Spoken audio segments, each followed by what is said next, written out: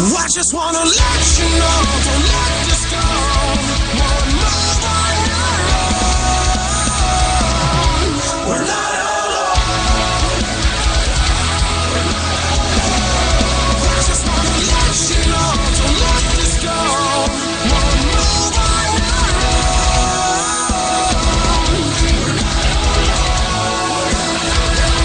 We're not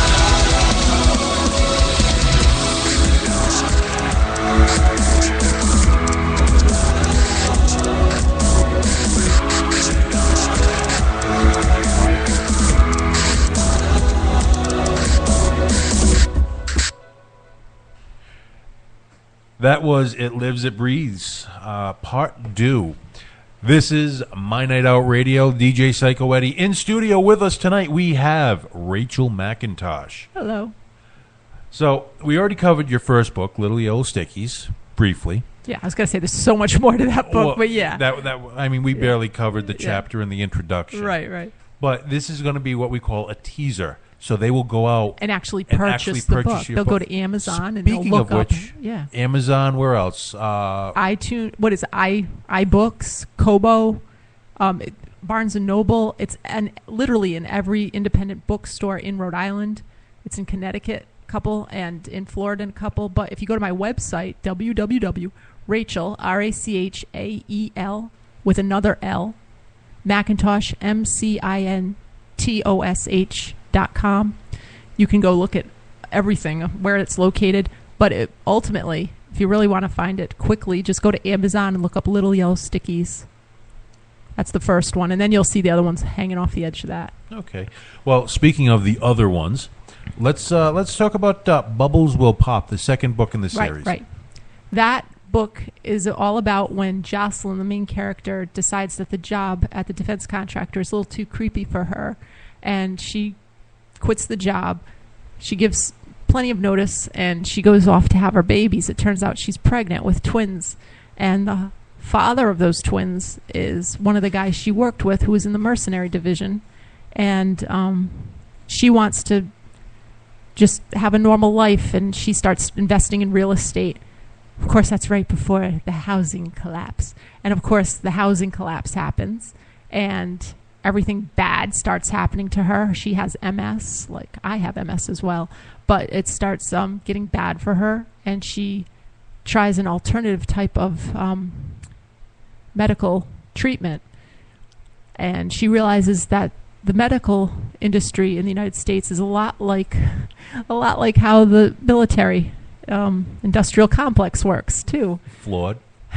Well, that it's marketing for a very, very specific reason and making money. And the treatments they wanted to put her on, she wasn't down with it. She said, "I'm not doing it," and she wanted to try a different treatment, which ended up working very well for her. And at the same time, she gets involved with a political campaign that she finds online. And she ends up being in charge of the state of Rhode Island's meetup group for this candidate. The candidate's name is Ray Pierce, and it's based on Ron Paul. Okay. So you, of course, go through trials, tribulations, and a lot of out of the ordinary for normal folks, but pretty much on target for the political side. Yeah. So you want to cover a little bit what like? Of course, this is all in the book, and right. And like I said, firmly based on a lot of stuff that actually happened to me. One of the things that happens to Jocelyn is right around Christmas time, her house gets broken into, and nobody steals anything, but her computer is on fire, and she has the computer checked out by somebody trustworthy, and the person says somebody broke into your computer and welded some stuff to it. And she didn't believe him. She didn't think it was true that could happen. And then it turns out other stuff starts happening to her too. Like her cell phone gets stolen from her car, but no phone calls were made from the cell phone. And she kind of comes to that conclusion that somebody's really trying to track her. Well, normally when I have problems with my laptop or whatever, it's for a completely different reason. Stuck together. No, I've learned from the Hammer, actually. I learned the trick with the Saran wrap. Oh. Yes, I went there. Yeah, no. Jocelyn does not have that problem in the second book, Bubbles Will Pop.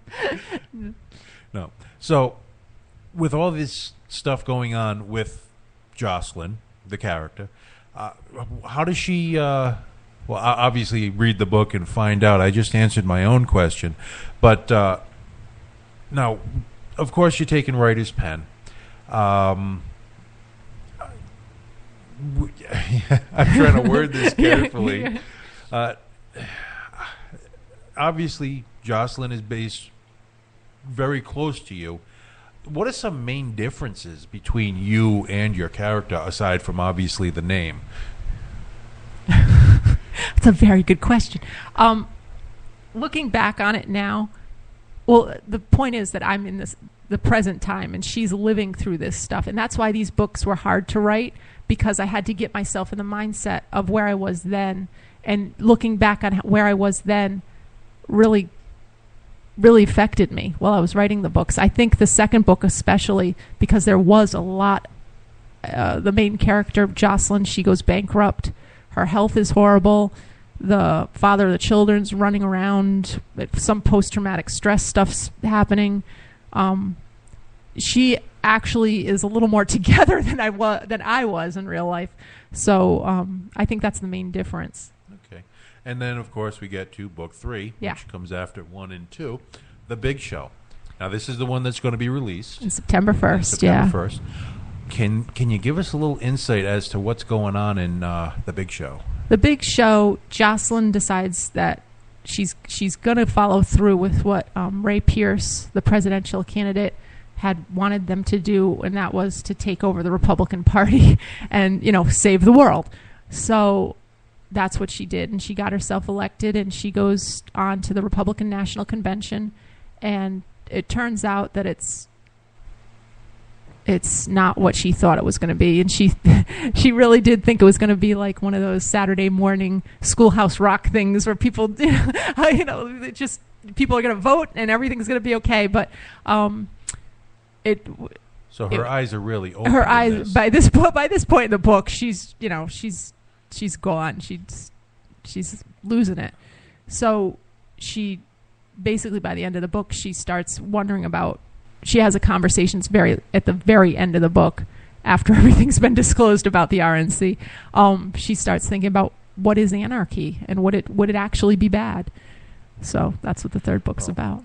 We seem to live here at the Rhode Island Free Radio Studios. It's pretty much a state of anarchy, I got to say. As you have noticed, I think random. We excel in random.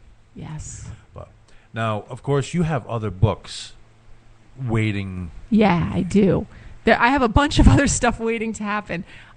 There's 2 more books that will follow these 3 books. So the whole entire series will be 5 books. I don't know what that's called. It's obviously not a trilogy, a quadrilogy. I don't know. No, that's a 4. Quintology. Thank you. A quintology. I think we just invented a religion. Yes, the quintologists. So you can't make fun of Scientologists. They will come over and sue you. Right. So we're going to have this quintology going. There's going to be 2 more of these characters doing their thing, and then